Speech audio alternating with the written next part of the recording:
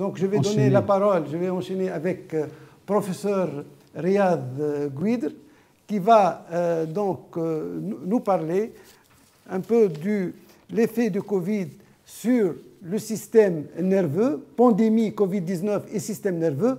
Quelle interaction? À vous la parole, professeur.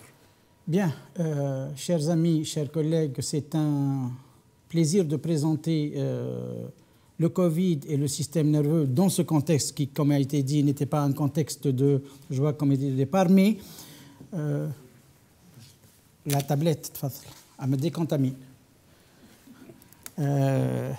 Alors, ce travail a été réalisé par les membres du Collège de neurologie et de neurochirurgie et il n'y a aucun conflit d'intérêt à déclarer là-dessus.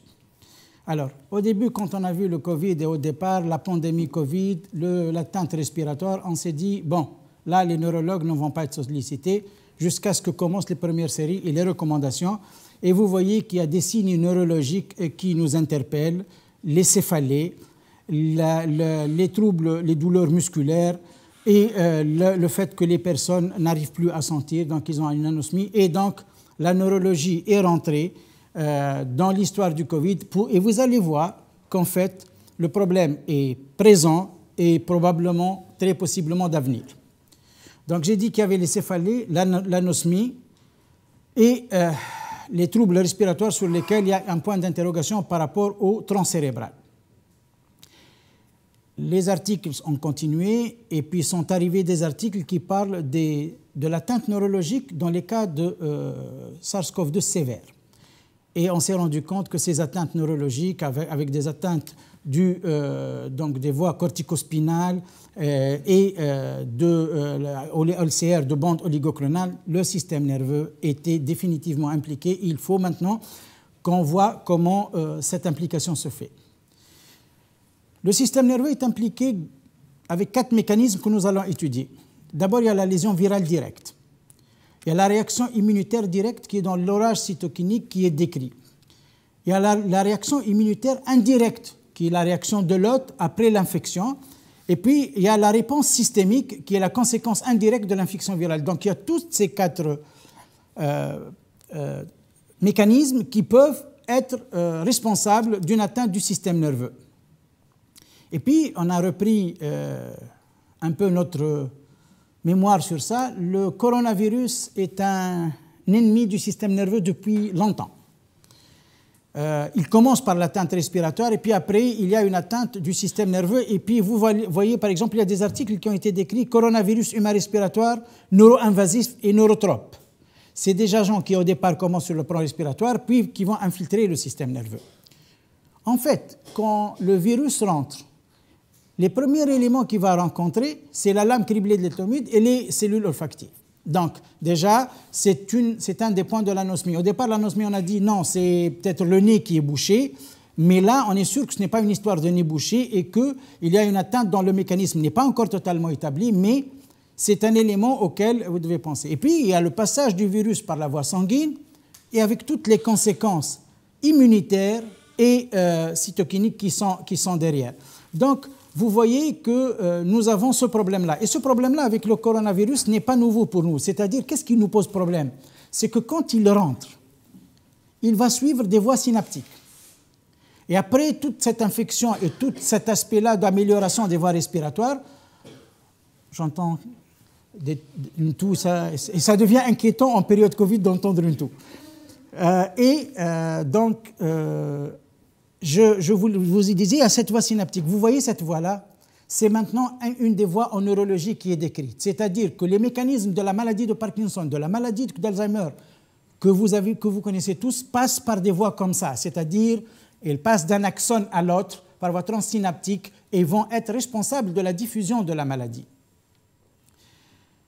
Et particulièrement, en plus de cette diffusion, là j'ai parlé de macroanatomie et de microanatomie, là aussi je vais parler au niveau cellulaire. Il y a de la démyélinisation par le coronavirus et en plus de la démyélinisation, il y a des réactions immunitaires aiguës et chroniques, c'est-à-dire qu'on va avoir des réactions aiguës et puis des réactions chroniques sur le temps.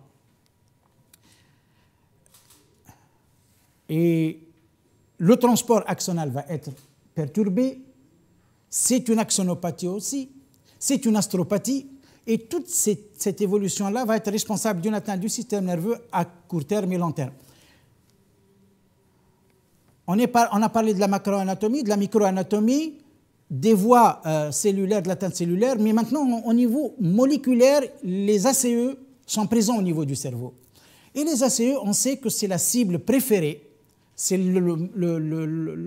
la clé moléculaire d'entrée du coronavirus. Donc, tout est mis en place, de la macroanatomie au récepteur cellulaire, pour faire du système nerveux, qui est extrêmement protégé d'habitude, qui est enveloppé par ces ménages, une cible possible du coronavirus. Et c'est ce qui a été mis dans cet article que je vous conseille, Evidence of the Targeting Central Nervous System. Maintenant, on va à la clinique. L'atteinte clinique du coronavirus. Le système nerveux est organisé en système nerveux central avec la partie encéphalique, la partie transcérébrale cervelée, la moelle, les nerfs et les muscles. Tous sont touchés. Et on a mis un corona devant chaque atteinte de ce type-là. Pour le moment, là, on vient de me parler d'un malade à l'Ariana qui aurait une atteinte radiculaire et qu'on voudrait qu'on expose, qu'on explore. Et en fait, toutes les parties du système nerveux, comme vous le voyez là, peuvent être touchées par le corona. Et publication arrive avec les cas de Yuan. Sur les 214 cas qui sont décrits, il y a eu des événements cérébrovasculaires. Il y a eu de l'altération de la conscience et des manifestations neuromusculaires. Ces éléments-là, on les a vus et ils ont été listés. Nous allons revoir certains d'entre eux, nous allons revoir les plus importants, et les signes neurologiques, comme vous le voyez, ne sont malheureusement pas spécifiques, mais sont étendus en topographie. Ça, c'est un exemple de lésion cérébrale que vous voyez au scanner, avec l'aspect de lésion à l'imagerie du scanner. Le premier signe dont on a parlé, c'est l'anosmie. L'anosmie, nous la considérons comme une atteinte d'un nerf crânien. Mais ce n'est pas la seule. Ils peuvent avoir une anosmie, ils peuvent avoir une dysgeusie et même des troubles visuels. Donc, il y a une atteinte des nerfs crâniens. La méningoencéphalite a été décrite chez un patient japonais, donc, et puis un homme de 24 ans avec une fièvre céphalée. Ce qui m'intéresse à vous montrer, c'est l'endroit qui est touché.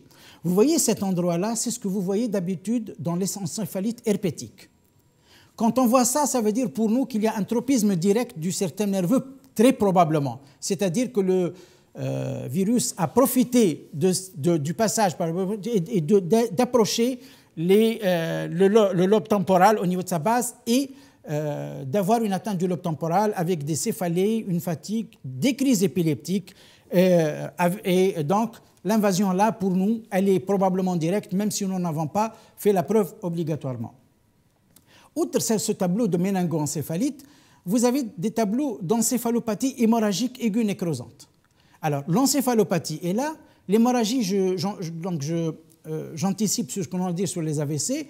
Il y a des cas de thrombocytopénie décrits dans le SARS, dans CoV-2. Et donc, il y a des possibilités de saignements intraparenchymateux cérébraux. Il y a une possibilité d'atteindre... C'est vrai.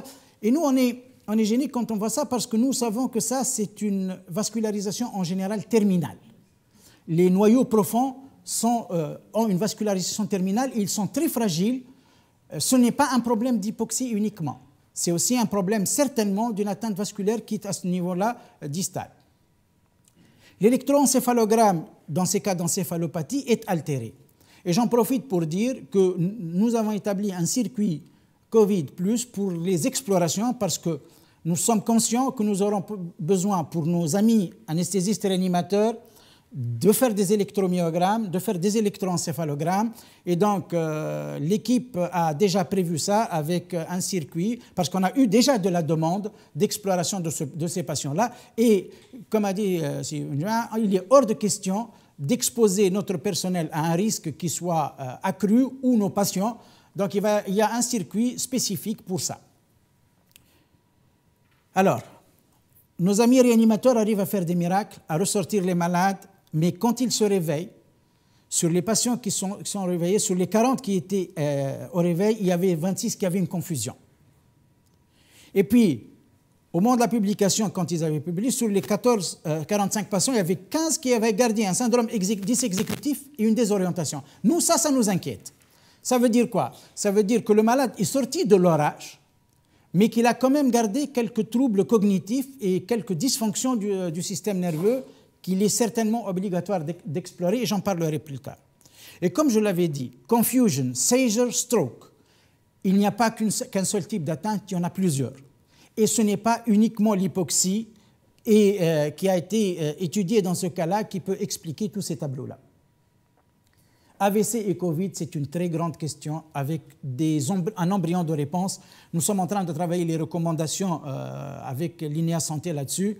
Et croyez-moi, la prise de position n'est pas facile. Est-ce qu'il s'agit d'une simple comorbidité ou est-ce qu'il y a un lien de causalité? L'accident vasculaire cérébral constitue, avec la maladie d'Alzheimer, la première cause de mortalité quand ils sont unis. Donc, ce n'est pas inhabituel d'avoir chez des sujets tarés et âgés qui ont de l'hypertension et du diabète, qui sont les facteurs que préfère le coronavirus pour ces victimes, d'avoir un accident vasculaire cérébral. On est sur le même terrain. Donc, est-ce qu'il s'agit d'une comorbidité ou d'une liaison de cause à effet direct? Alors, à part ces facteurs de risque, il y a aussi des éléments importants. Le premier élément, c'est qu'il y a dans le Covid-19 une coagulopathie. Il y a des anticorps antiphospholipides qui ont été décrits. Donc, il y a intrinsèquement à la maladie un problème de coagulopathie. C'est des questions pour lesquelles les réponses ne sont pas définitives. Mais nous, à notre réflexion, quand vous recevez un AVC, et c'est la question auquel nous aimerions répondre de façon pratique, vous êtes résident de garde, vous recevez un AVC. La première chose à laquelle vous faites, vous protégez votre personnel. Vous allez faire un interrogatoire minutieux à la recherche de signes d'infection. Vous allez rechercher des signes évocateurs d'infection. Vous allez surtout rechercher cette fièvre, qui se retrouve chez 90% des cas. L'accident vasculaire n'arrive pas le premier jour ou le deuxième jour. Il arrive au bout de plusieurs jours s'il est lié au Covid. Et donc, les cas qui ont été décrits ont été généralement décrits 10 jours et plus. Vous allez voir s'il y a quand même une pathologie prédéterminée et faire votre bilan biologique, s'il y a des troubles respiratoires associés à la fièvre. Et puis, si vous avez un doute, même si nos collègues radiologues épidémiologiques discutent ça, la discussion qui a été faite est d'aller voir le TDM thoracique parce qu'il s'agit, pour nous, l'AVC est une indication urgente. Nous devons savoir tout de suite où le malade doit se placer et nous allons rechercher tous les signes. Dr Nissaf Ben Ali m'expliquera si le test rapide va se référer à ces patients-là et s'il nous permet de ne pas faire le scanner. Mais aujourd'hui, dans l'état actuel des causes, il faut vraiment s'assurer que vous n'êtes pas devant un patient Covid. Sinon, on va avoir, comme ce qui s'est passé à l'Institut, tout un service qui peut venir à cause d'une contamination qui passe. Et donc, c'est extrêmement important aux urgences de déterminer ces points-là. Les Italiens sont quand même le deuxième pays touché au monde maintenant. Et ils ont fait un travail là-dessus. Ils ont vu les AVC parce que les Italiens ont une population âgée. C'est une des populations plus âgées d'Europe. Et ils ont fait un travail comment ils doivent gérer un accident vasculaire cérébral, quelles sont les voies des soins, les pathways comme ils disent, dans cette pandémie. Vous voyez cet arbre décisionnel. Je ne peux pas rentrer dans les détails de cet arbre décisionnel de façon... eux ne préconisent pas de scanner thoracique dans les services où ils font l'IRM et l'angio-IRM.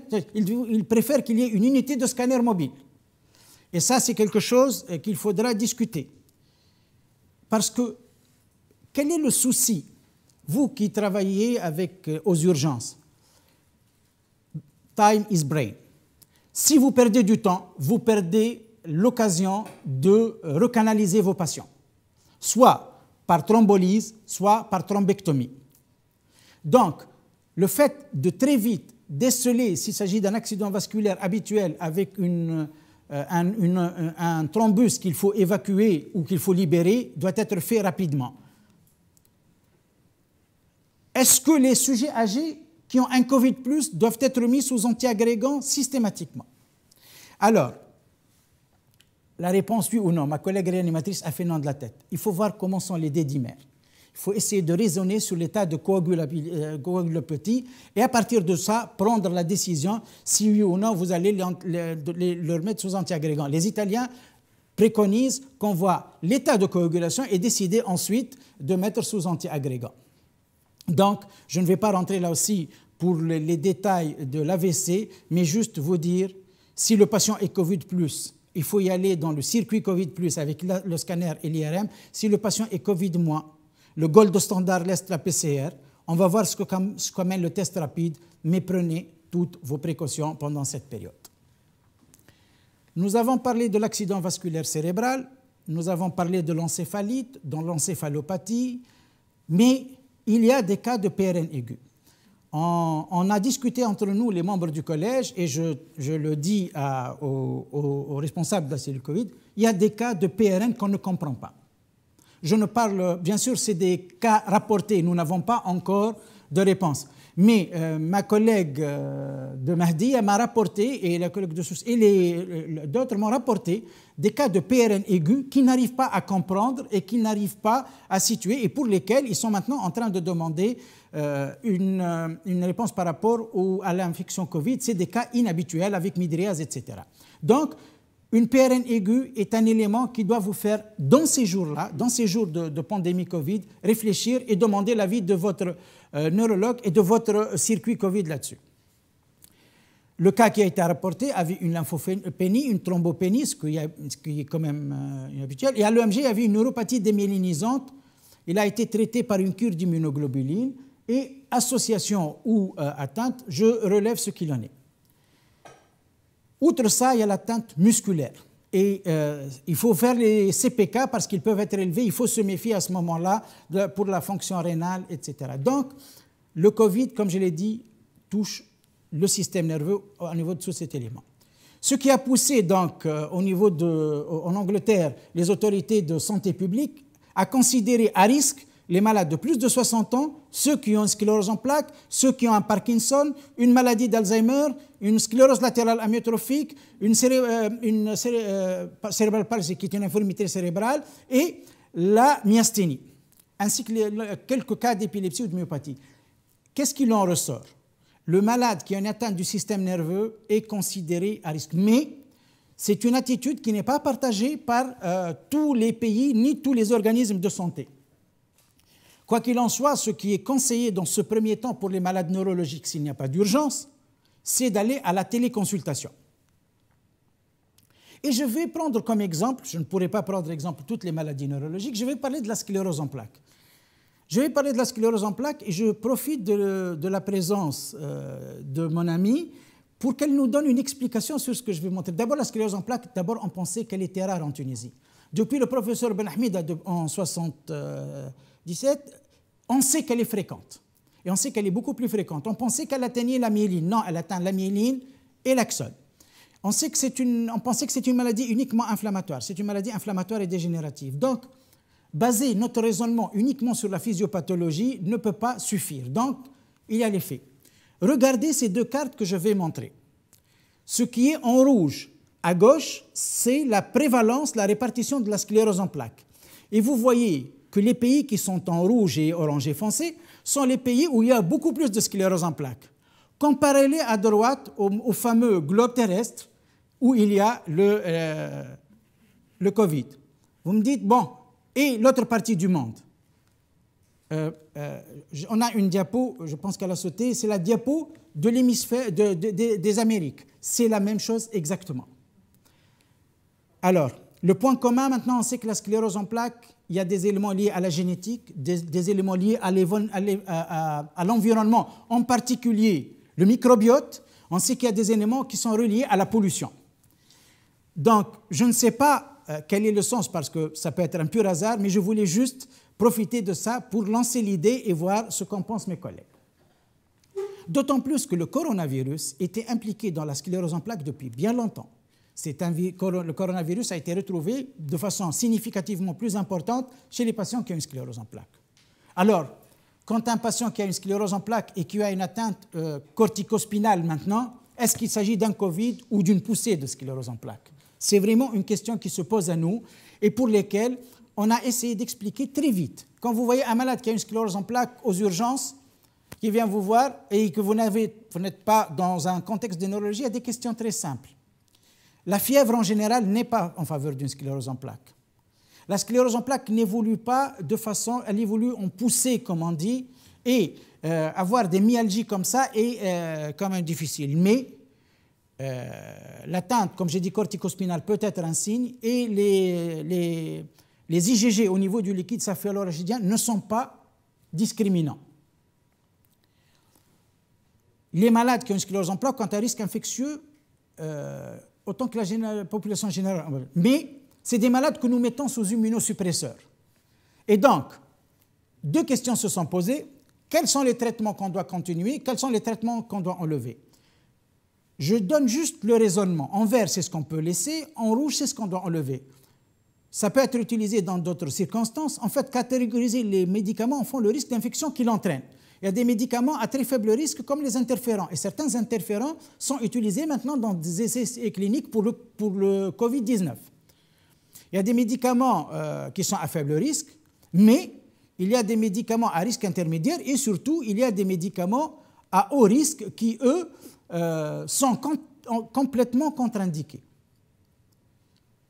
Avant, quand vous êtes, je dirais, loin et que vous devez prendre une décision, la décision d'une cure de corticothérapie en bolus pour un malade de sclérose en plaques ne doit pas être prise, doit être seniorisée. C'est-à-dire qu'il faut que ce soit une décision qui est prise après mûre réflexion, après vérification du taux de lymphocytes, vérification de l'état infectieux du patient avant de prendre une décision. Les vaccinations de ces patients-là et d'autres sont uniquement avec des vaccins tués. On me dira ce qu'on pense. Bien. Des situations particulières dans les services de neuropédiatrie, neurocovid et enfants.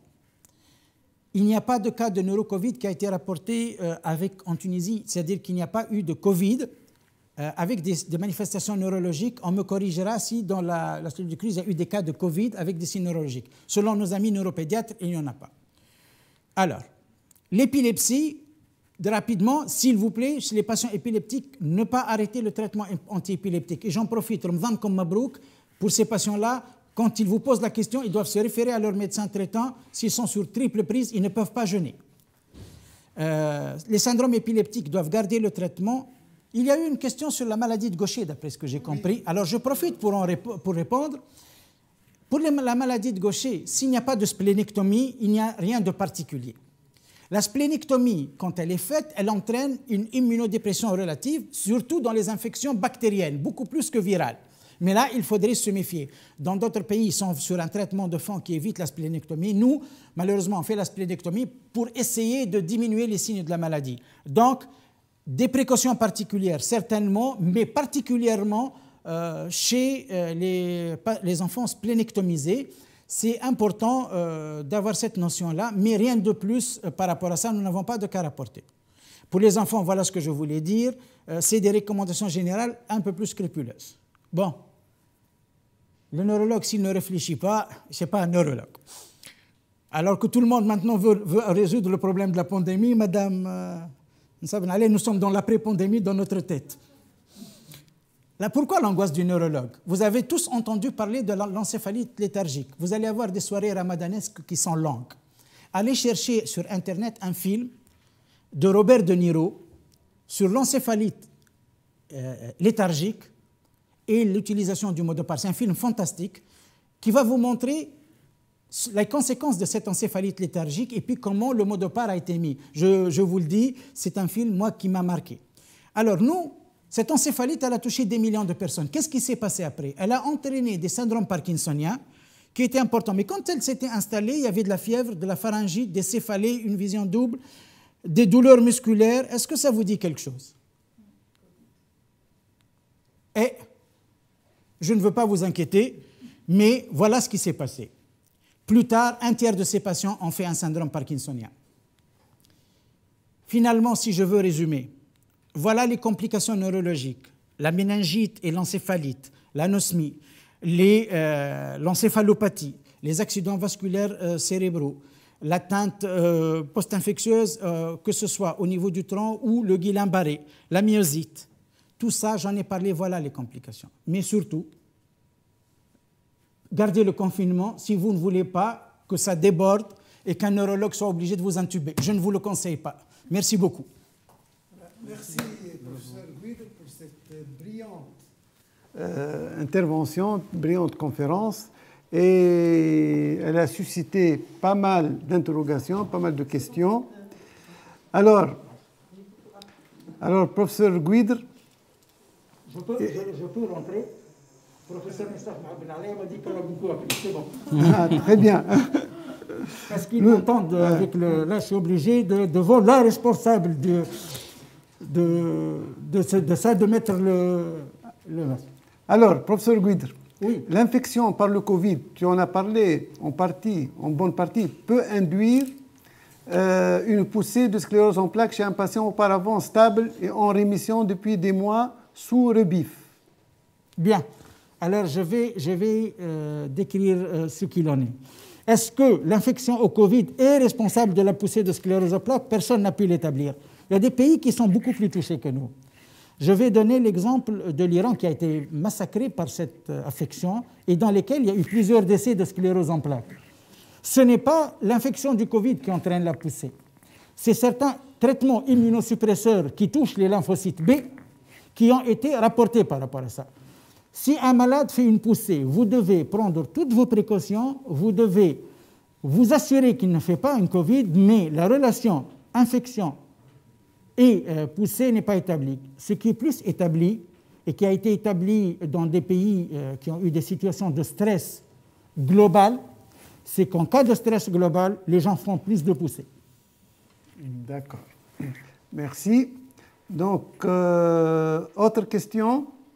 Certains radiologues prennent la décision de faire un scanner thoracique à la suite du scanner cérébral dans le stroke. Bon, c'est une constatation. Je ne sais pas si vous avez je vais dire ce une qu'il en est. réplique. Je vais dire ce qu'il en est. Je vais être franc là-dessus. Dans le contexte de l'hôpital, les gens ne prennent pas obligatoirement cette décision. Dans le contexte de l'exercice privé, et je comprends très bien mes collègues, et je les soutiens là-dessus, ils sont devant une très grosse responsabilité et dans une décision go-no-go. Ils n'ont pas avec eux des gens qui peuvent le renseigner sur les 4 heures, et je comprends la décision, et elle est légitime. Quand vous voyez les résultats maintenant de la thrombolyse et de la thrombectomie et le nombre de gens qui sont sauvés, vous vous dites, ça vaut le coup de faire un scanner thoracique. Voilà, j'ai parlé en pratique, et je ne sais pas ce que tu en penses, Moustapha. Pour le scanner thoracique, oui, puisqu'il n'y a pas suffisamment de tests. Le PCR met 24 heures, il y a des zones où l'accès est difficile. Et le scanner, et plusieurs publications qui montrent qu'il est aussi sensible, voire plus que le PCR. Donc, un coup, même, comment il s'appelle juste une... comment il s'appelle? Scout, voilà, un scout pour voir s'il y a des lésions. Et on a eu des cas à l'hôpital militaire, des malades qui viennent pour autre pathologie, pour un scanner abdominal, ils ont des lésions. Ils sont asymptomatiques, ils n'ont rien du tout, mais ils ont des lésions Covid. Voilà. Et les PCR sont négatifs, donc peut-être qu'on vient à la fin, ils ont déjà négativé, ils sont positifs. Donc moi, je suis pour un scanner qui ne coûte rien, c'est 10 secondes et permet d'avoir... Voilà, tout à fait. Vous avez la réponse de professeur Vergène. Allez à vos scanners thoraciques. Tout à fait. On a intégré dans la définition de cas les lésions scanographiques comme étant un cas probable. Comme vous le saviez, la confirmation, pour dire un cas confirmé, il faut que ça soit confirmé par la RT-PCR, mais c'est un cas probable. On fait le contact tracing pour les sujets décédés qui ont des lésions scanographiques pour lesquelles on a RT-PCR négatif, on les considère comme étant des Covid. Donc nous, dans notre mise à jour systématique, on a introduit le scanner. On attend de voir est-ce que dans un but diagnostique ou un but de dépistage, pour le moment, il est pratiqué dans un but diagnostique, mais il est d'un grand apport pour notre stratégie. Ils savent d'autant plus que, comme on le sait, dans toutes les atteintes parenchymateuses pulmonaires, les signes radiologiques sont toujours en retard. Voilà. Même après guérison, ils sont toujours en retard. Donc on peut trouver la trace, la cicatrice du Covid, avec que la PCR est négative. Voilà. Ça ne veut pas dire que... Moi, j'ai une question, je profite du professeur Guidre, juste concernant la sclérose en plaques et les lésions qui peuvent donner des myélites et des neuropathies démyélinisantes, des PRN, etc. Et la sclérose en plaques est souvent provoquée par une infection virale. Et les malades vont continuer à faire leur sclérose ou déclencher une sclérose, d'autant plus qu'on est dans une situation de stress avec le confinement, avec la perturbation de notre vie sociale habituelle qui est un facteur déclenchant. Pour un neurologue, comment il peut faire la part entre atteinte démyélisante post-virale, tant plus que ça peut survenir 3 semaines, un mois après, et une SEP qui se déclenche? D'abord, nous avons eu la chance d'avoir des développements extraordinaires de l'IRM. La sclérose en plaques a été modifiée par l'IRM. Donc ça, c'est très important à savoir. Il y a des critères maintenant qui sont des critères de McDonald 2017. On a des critères établis, il faut chercher ces lésions, il faut faire telle injection, il faut faire tel temps. Et nous venons de faire un webinaire avec les résidents de neurologie et Dr Sonia Neige a vraiment expliqué ce qu'il fallait faire là-dessus. Nous avons un set de critères. Nous sommes beaucoup plus à l'aise qu'avant. À part ça, il y a des maladies à éliminer d'office. Bon, maintenant, quand on est devant une seule poussée, quand le malade est connu sclérose en plaques, il n'y a pas de souci. Quand on est devant une seule poussée, on cherche des éléments de dissémination dans le temps et dans l'espace. Comment expliquer ça? C'est-à-dire s'il a plusieurs lésions, c'est une dissémination dans l'espace. Mais s'il a une atteinte focale, là, on attend. On va voir la ponction Lambert, les bandes oligoclonales, mais vous voyez qu'on peut les avoir là aussi. On va attendre. On ne va pas se précipiter pour traiter. On traitera l'épisode, disons, dysimmunitaire par des corticoïdes s'il n'y a pas de risque infectieux, parce que là, on est sûr de pouvoir calmer l'orage dysimmunitaire, mais on n'ira pas à un traitement de fond sur ça. J'espère avoir répondu à la question. Très bien, comme d'habitude. Nos collègues à l'étranger rapportent la notion d'un besoin très très important en hypnotique et en opioïdes. Donc les réanimateurs ont relevé dès le début et dans tous les pays cette notion de patients qui consomment énormément de produits sédatifs. Est-ce qu'il y a une explication neurologique? Alors, le problème, comme j'ai dit, est un problème de récepteurs au niveau du cerveau. Nous savons maintenant qu'il y a des récepteurs qui sont là. Nous ne savons pas encore quels sont les autres récepteurs qui sont touchés. Il suffit d'imaginer qu'il y a d'autres récepteurs qui sont bloqués pour savoir que les produits que vous injectez ne trouveront pas de récepteurs libres et que vous aurez besoin d'injecter beaucoup plus de produits pour saturer ces récepteurs. Nous n'avons pas tout compris au niveau du système nerveux. Chaque jour, je dis bien chaque jour, nous recevons, parce que nous sommes dans un réseau connecté par rapport à ça, des informations nouvelles sur une nouvelle sémiologie, de nouveaux besoins. Le coronavirus, certainement, touche le cerveau sur des récepteurs que nous n'avons pas encore définis. D'où, j'ai dit, le tableau de confusion qu'on observe après et qui n'est pas du tout explicable par uniquement l'hypoxie.